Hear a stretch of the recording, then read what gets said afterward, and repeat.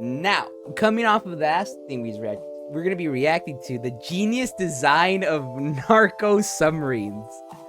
I don't know why you guys, suggested me this, chat, but like, it was put in my Discord. No, chat, we're not. No. Chat, no. Bad drugs, bad crime. Okay, but yeah, for some reason, the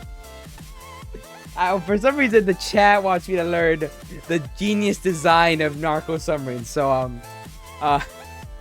drug takers and drug sellers, welcome in to the new episode, how it's made. Let's go ahead and get into it. What can you really say besides crime? This is a Narco Submarine. Yeah? A stealth marine vehicle designed to transport drugs from South America to the US, and sometimes even Europe. Over the last decade, authorities have caught over 200 of these. 200? But there are many more out there. Today, we will... That's a lot of submarines just to be out there. I'm not gonna lie. That's kind of a problem. That needs to get addressed. That shouldn't be a thing. Take a look at 4 different models, ranging from simple all the way to transatlantic high-tech. How do these submarines work? How do they avoid detection? And what does the Coast Guard do to catch them?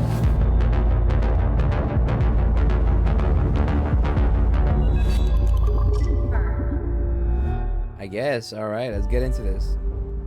There are many ways to smuggle cocaine into the high-profit markets of the US and Europe. This looks stupid, Each year, authorities seize several hundred tons of cocaine before it reaches the streets, and many more tons get past them. In this game of cat and mouse, cartels constantly come up with new ways to deliver their product. They're sneaky motherfuckers. At first, narco subs were made for short trips, but over time, their production was professionalized. A hidden industry began to flourish. This is Oscar Moreno Ricardo. Colombian authorities named him the king of semi-submersibles.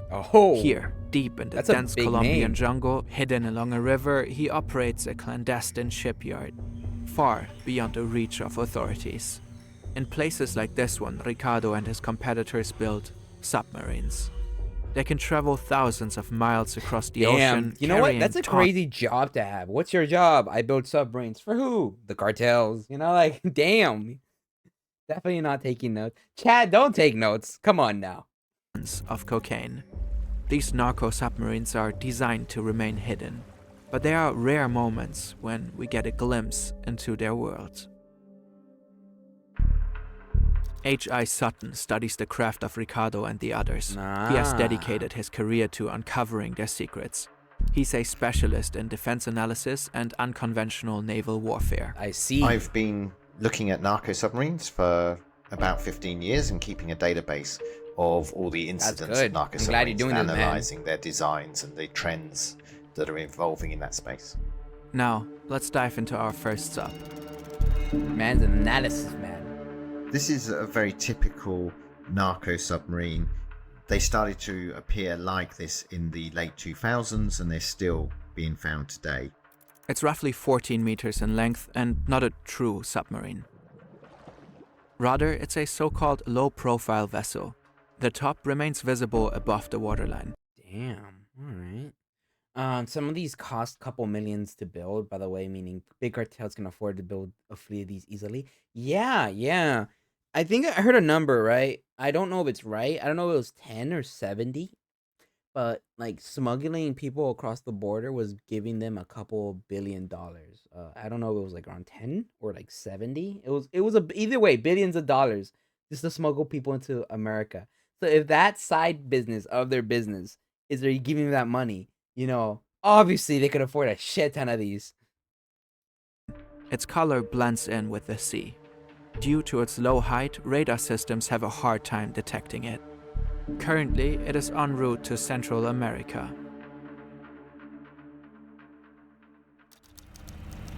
What's the living space in these things? Inside the cramped vessel, 5 men sit in tense silence.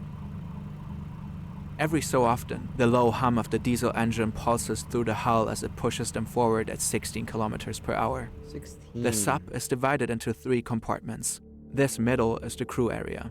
It's sparse and uncomfortable. Bunks crammed tightly together, a single hatch above for entry. Here at the rear, the diesel engine roars, vibrating against the thin fiberglass walls. It is located behind the crew compartment so they can access it to do repairs. Up front, the cargo hold is tightly packed with bags of cocaine. 7.7 tons, to be precise. Tons! The crew uses the weight of the drugs, fuel, and engine to keep the vessel low in the water. The cargo on board will earn the cartel a hefty sum, if the sub reaches its destination. A Marine patrol aircraft spots the narco submarine and immediately alerts the US Coast Guard. Right now, they are operating in international waters. 2 small boats and a helicopter race to intercept the vessel. Once within range, Coast Guard officers jump onto the ship. Yeah, I've seen this. And he starts smashing the top of it, smacking it. I remember seeing this. Clip. I've seen this. Like this entire, not entire thing, but yeah, I've seen it, like, where the guy just jumps on the sub. And I'm like, that's crazy. Hella crazy. They just don't jump on a submarine. But you know what? I respect it. Oh my god, this is... And give the door a friendly knock. Yeah, there he is, knocking. That clip was crazy. Yeah, and then they come out. They capture the 5 smugglers along with the cocaine, valued at well over $200 million. If law enforcement had not acted so decisively, the smugglers could have opened the scuttling valve, a last resort mechanism that floods the sub and sends it plunging to the ocean floor, along with all its evidence. This crew had a relatively short journey. They really have a dead man. Well, not a dead man switch, but a last resort. If we going down, we're not getting caught with this stuff. Yeah, mind you, the smugglers are trying to scuttle the sub while they were being raided. Not only did they fail, they got caught. They caught all the bricks of cocoa. I see. Across the world. The cartel make better subs than billionaires.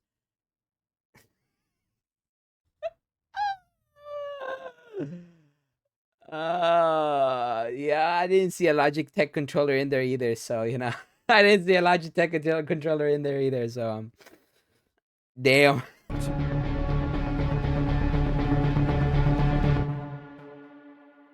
While narco subs are obviously used for organized crime, their engineering and the ingenuity behind their design are undeniably remarkable. If you ever wanted to build your own skills in these areas, on the right side of the law of course, Brilliant is a great place to start. Their interactive lessons make it easy to learn new skills.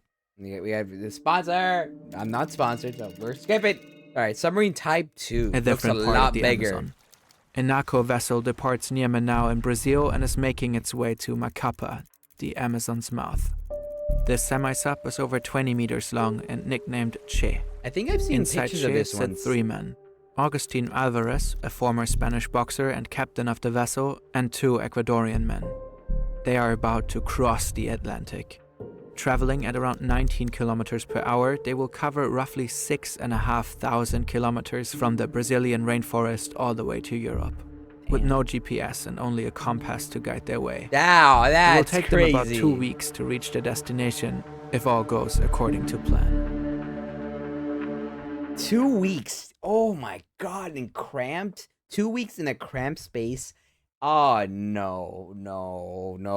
Me personally, nah, I think I'm fine. Maybe this business isn't for me. Not that it was ever gonna be, but like maybe... Oh no, on a submarine for 2 weeks? I don't think I'm willing to do that. I'm not gonna be honest. Even if I'm getting paid. I don't know. This narco sub is very similar to our first one. No GPS, but it is more modern and larger. It also has 3 compartments. You've got the engine in the back, the crew in the middle, and the cargo bay. Nearly half the sub's size is reserved for fuel. 3 massive tanks holding 20,000 liters, ensuring the vessel can make the long journey. The men have no proper beds and use plastic bags as toilets. For food, they have the choice between energy bars, rice, or cans of sardines. There's only one proper seat, so 2 men must lie down at all times. For 2 weeks! For 2 weeks! No! Oh, it's gotta smell so bad. It's gonna smell so bad. It's gonna be so bad. That is not something I think I would ever do. Me personally, that sounds vile. Vile under every context. I'm not. What? Bro, no way you went on fucking YouTube just to say that. The men endured 3 storms and almost hit a larger ship on the way, but finally managed to cross the Atlantic. But well, luck is not on their side. After 27 days, the sub runs out of fuel. The journey took twice as long as planned. Because of the conditions at sea, they can't deliver the drugs to another vessel. 2 attempts to meet with cartel boats fail. As a last resort, Alvarez contacts old friends from his hometown Vigo and hopes to get help from them to unload the cocaine.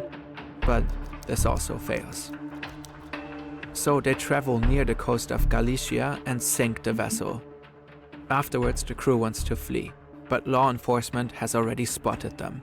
The EU's Maritime Analysis and Operations Center has notified. God, the whole ocean almost hits a ship. Kind of wild. Yeah, they really. I mean, they were driving blind. Wait, if they were driving blind, how do they know they almost hit a ship? Wait a minute. Wait a minute, because they have no GPS or anything. I don't think they could see outside. They only had a compass to guide their way. They probably had some way to see, actually. Yeah. I feel like we could automate this. We better not. They better not. They better not figure that out.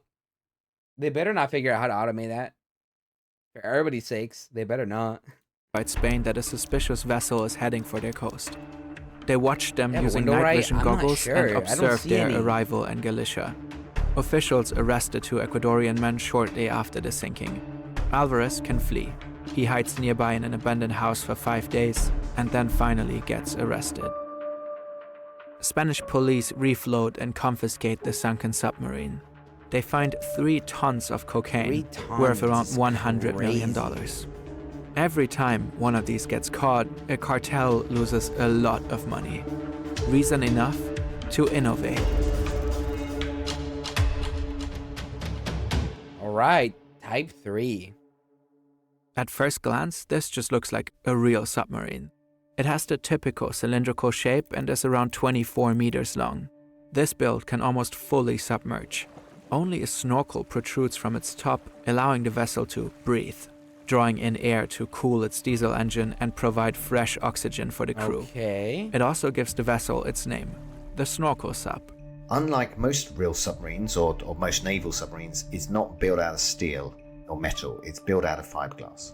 A diesel engine powers the sub, while an onboard generator provides electricity for various systems. It's built out of fiberglass?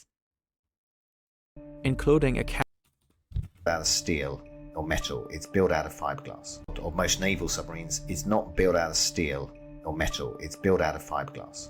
A diesel engine powers. It's built out of fiberglass. Okay, alright, that's a goofy o'clock. The sub, while an onboard generator provides electricity for various systems, including a camera mounted atop the snorkel.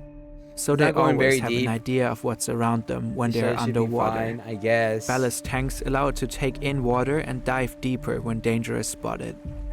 The interior feels cramped, yet sophisticated. There's a basic toilet and a sink. Small luxuries that make long journeys more bearable for the crew. Yeah, a bed. The Snorkel Sub can haul up to 8 tons of cocaine, 8 tons? carrying its illicit cargo thousands of kilometers from Colombia to destinations like Mexico or beyond. So far, not a single one of these has ever been caught at sea. But we know they keep building them because the ones that we have got like this have always been captured on land. So we can infer from that that they must be very successful. And that makes sense. Patrol aircraft will have a much harder time spotting this sub. Through its camera system, it can maneuver around and evade Coast Guard ships with much greater finesse. What a shame.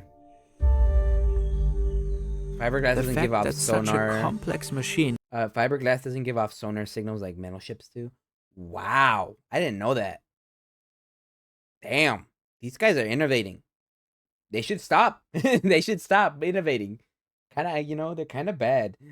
gets built in a jungle in the middle of nowhere is remarkable. I don't These wish any shipyards success are on them. far from traditional supply chains or modern facilities.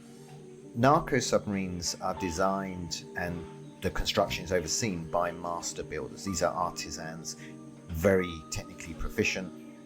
They're impressive designs in the sense that while they might look very shoddy and minimalist, they really are the perfect example of the minimum viable product.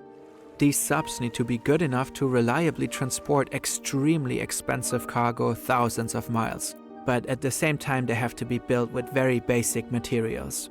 Not many people are capable of doing that. These master builders, there's only so many of them. Yeah. And we can tell that because each designer, if you like, has signature. They have certain ways of solving problems. Yeah. That reminds me, like every kind of builder has their own little mini signature, whether they know it or not. There's something they do every time for a rebuild.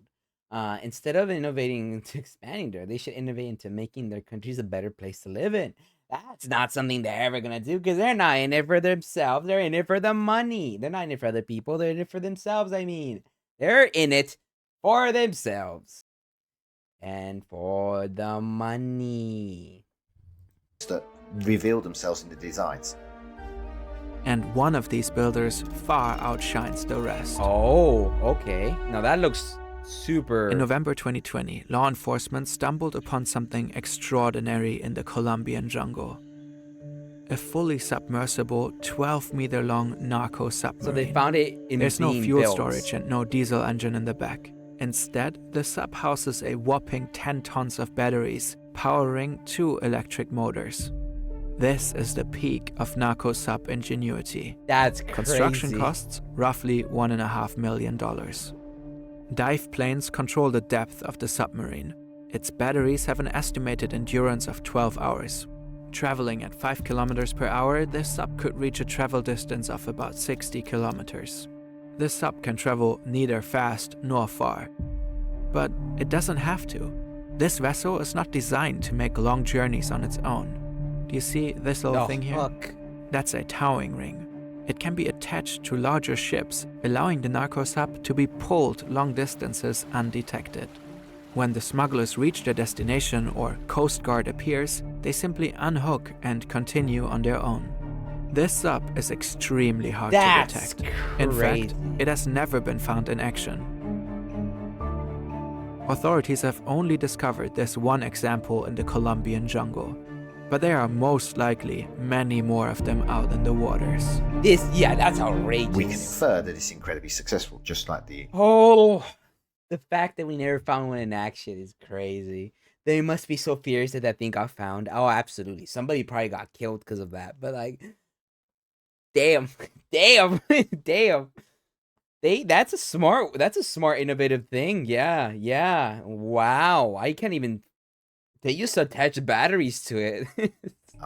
All narco submarines are statistically successful. Most get through, but these ones are even harder to find and has never been seen in the wild. This narco sub is proof that drug smugglers continue to design new, sophisticated vessels to move drugs into profitable markets. The trend has been towards smaller payloads. They carry less drugs than they used to, but there's more of them. And so it's really about optimizing their supply lines and getting the drugs to the market, minimizing the risks. When the sub completes its mission, it may end up here, in a massive graveyard of narco submarines on the ocean floor, because almost all of them are only built for a one-off trip. And that's just laying in the ocean, not being found ever. In 2022, the reign of Oscar Moreno Ricardo, the so-called king of narco submarines, came to an end. After years of eluding authorities, he was finally arrested in a joint operation by Colombian and American authorities. His capture marks a significant victory for law enforcement, but it is far from a decisive blow. Another worthy successor will most likely have already taken his place. Somewhere in the depths of the Colombian jungle, a new genius is already working on the next generation of narco submarines. More advanced, more sophisticated, and designed to beat the latest tactics of law enforcement. Damn, that did not leave on a good note. That did not leave on a good note. Well, that was educational. Yeah, it's kind of funny how their subs evolved the same way that real military subs, starting off as low water boats to battery-powered, cheap, deep water subs. I mean, I guess. I don't know anything about the subs enough to say that myself. But this was a very interesting video. Very educational. Very, very, very information. It's very cool how they have evolved. It's horrible what they're doing, though. Ain't gonna lie. Now it's time to make a sub. Your turn. I am not making a sub, guys. Come on now. Come on now. Come on now. Oh, that was a video of all time. All I can say is their innovation is to be admired, but not like I was gonna say. That's definitely a crazy thing to be doing with your life. Hey, I'm gonna sit in a metal box or whatever, and like for 3 weeks just to deliver drugs. Is crazy. That's definitely a life choice. That's a life choice of some kind, you know. Anyways, thank you very much for watching, everybody. That's gonna be all for today. YouTube, as always, the original video is gonna be down in the top of the description down below, and don't forget to like and subscribe, and I will catch you guys later, YouTube. Bye bye.